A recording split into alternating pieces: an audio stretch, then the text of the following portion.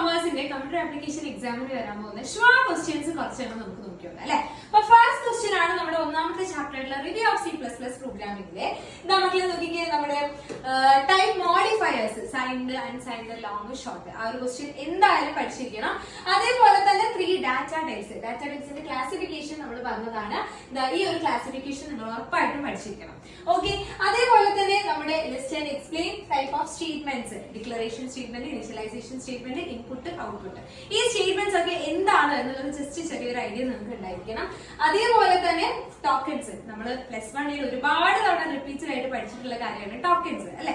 പൊളിക്ക് എന്നുള്ള ഒരു കീവേഡ് ഒക്കെ വെച്ച് നമ്മൾ പഠിച്ചിട്ടുണ്ടായിരുന്നു. അപ്പം ആ ഒരു ടോക്കൺസ് എന്താണോ ഓരോന്നും എന്താണെന്ന് അറിഞ്ഞിരിക്കണം. അതേപോലെ തന്നെ ടൈപ്പ് കൺവേർഷനിൽ എന്താണ് ഇംപ്ലിസിറ്റും എക്സ്പ്ലിസിറ്റും രണ്ടും എന്താണെന്ന് അറിയണം. ഇംപ്ലിസിറ്റ് കൺവേർഷൻ നമ്മൾ ചെയ്യുന്നതല്ല, ഇന്റേണലി കമ്പൈലർ ചെയ്യുന്ന കാര്യമാണ്. പക്ഷേ എക്സ്പ്ലിസിറ്റ് പ്രോഗ്രാമേഴ്സ് ചെയ്യുന്ന കൺവേർഷൻ ആണ്.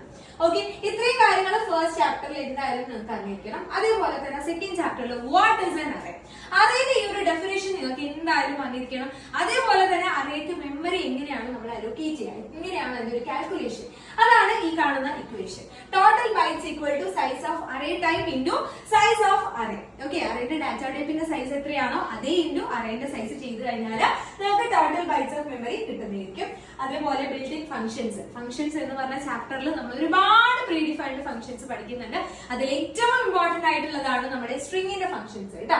ഈ ഒരു ടേബിളിൽ നമ്മൾ കംപ്ലീറ്റ് സ്ട്രിങ്ങിന്റെ ഫംഗ്ഷൻസും അതേപോലെ തന്നെ ഓരോന്നിന്റെയും സിന്റാക്സും കൊടുത്തിട്ടുണ്ട്. ഇത് എന്തായാലും നിങ്ങൾ പഠിച്ചിരിക്കണം. ഓക്കെ, അടുത്ത ക്വസ്റ്റ്യൻ ആണ് compare call by value and call by reference. നമ്മുടെ ലൈവിലൊക്കെ നമ്മൾ ഏറ്റവും ഇമ്പോർട്ടന്റ് ആയിട്ടുള്ളതാണെന്ന് പറഞ്ഞിട്ട് ഈ ഒരു ബോക്സ് വെച്ചിട്ടൊക്കെ നമുക്ക് പറഞ്ഞു തന്നിട്ടുണ്ടായിരുന്നു call by value and call by reference തമ്മിലുള്ള ഡിഫറൻസ്. അപ്പൊ അത് എന്തായാലും നിങ്ങൾ പഠിച്ചിരിക്കണം. അത്രയും ഇമ്പോർട്ടന്റ് ആയിട്ടുള്ള ഒരു ക്വസ്റ്റ്യൻ ആണത്. പിന്നെ അടുത്തതാണ് നമ്മുടെ static web page and dynamic web page. നാലാമത്തെ ചാപ്റ്റർ ആയിട്ടുള്ള വെബ് ടെക്നോളജിയിൽ നിന്ന് എന്തായാലും ചോദിക്കാൻ പോകുന്ന ക്വസ്റ്റ്യൻ ആണ്. ഒന്നും ഇത് സ്റ്റാറ്റിക് വെബ് പേജും ഡൈനാമിക് വെബ് പേജും തമ്മിലുള്ള ഡിഫറൻസ്, അതേപോലെ തന്നെ നമ്മുടെ ക്ലയന്റ് സൈഡ് സ്ക്രിപ്റ്റിംഗും സെർവർ സൈഡ് സ്ക്രിപ്റ്റിംഗും തമ്മിലുള്ള ഡിഫറൻസ്. ഈ രണ്ടെണ്ണം ലൈവിൽ നമുക്ക് 2 ടേബിളൊക്കെ ആക്കിയിട്ട് പഠിപ്പിച്ചു തരുന്ന കാര്യമാണ്. അത് അടിപൊളിയായിട്ട് നിങ്ങൾ ചെയ്ത് അറ്റ്ലീസ്റ്റ് ഒരു 4 പോയിന്റ് എങ്കിലും നിങ്ങൾക്ക് രണ്ടിൽ നിന്നും അറിയിക്കണം കേട്ടോ. ഓക്കെ, ഇനി ലാസ്റ്റ് ആയിട്ട് നമ്മുടെ കുറച്ച് ടെക്സ്റ്റ് ഫോർമാറ്റിംഗ് ടാഗുകൾ. നമ്മൾ ഒരുപാട് ടാഗുകൾ ഈ ചാപ്റ്ററിൽ പഠിക്കുന്നുണ്ട്. അപ്പൊ അതിൽ ടെക്സ്റ്റ് ഫോർമാറ്റിംഗ് ടാഗുകൾ ഭയങ്കര സിമ്പിൾ ആണ് പഠിക്കാൻ. ആ ടാഗുകൾ നമുക്ക് എന്തായാലും അറിഞ്ഞിരിക്കണം.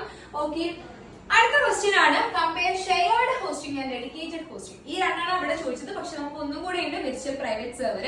ഇത് ഈ 3 ടൈപ്പ് ഓഫ് ഹോസ്റ്റിംഗ് ഭയങ്കര ഇമ്പോർട്ടന്റ് ആണ്. വെബ് ഹോസ്റ്റിംഗ് എന്താണെന്നുള്ളതും ടൈപ്സ് ഓഫ് ഹോസ്റ്റിംഗ് ഏതൊക്കെയാണെന്നുള്ളതും നിങ്ങൾക്ക് അറിയണം. അതേപോലെ തന്നെ DBMS